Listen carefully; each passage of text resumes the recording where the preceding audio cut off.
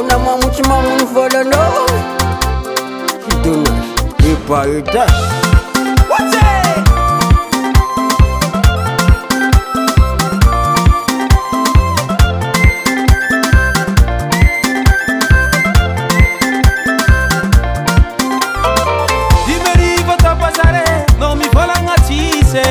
Nefa vidini toka kazore ki mazurongis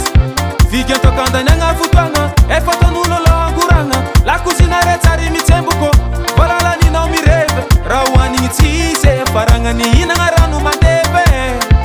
Manguva twetsi vale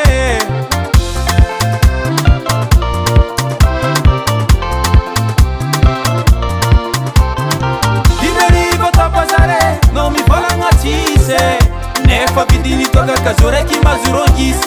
Vigyan toka ndanyanga futanga Efa tonulo languranga La kusina retsari mitsembuko Valala ni na umireve Rawani ngitise Faranga ni ina ngaranu mandebe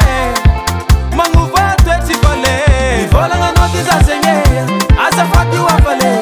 Vigyan toka tila lwacha Isa nandula futwaka Mivolanga noti za zenyeya Asa fati wafale Vigyan toka tila lwacha Isa nandula futwaka Manguva twete anawo Manguva tweti vale anawo Manguva twete anawo Manguva tweti vale anawo Fati metira tono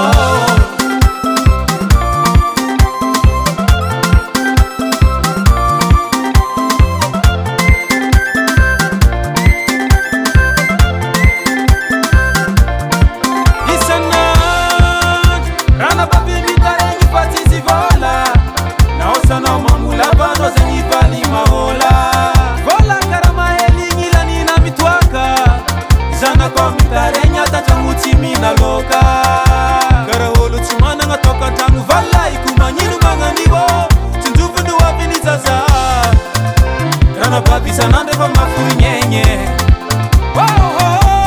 Avale Mivolanga noti za zenyeya Asa fati wafale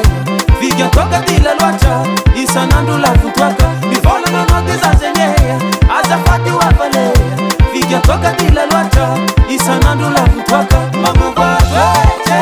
anawo Manguva tweti vale anawo Manguva twete anawo Manguva tweti vale anawo Fati metira tono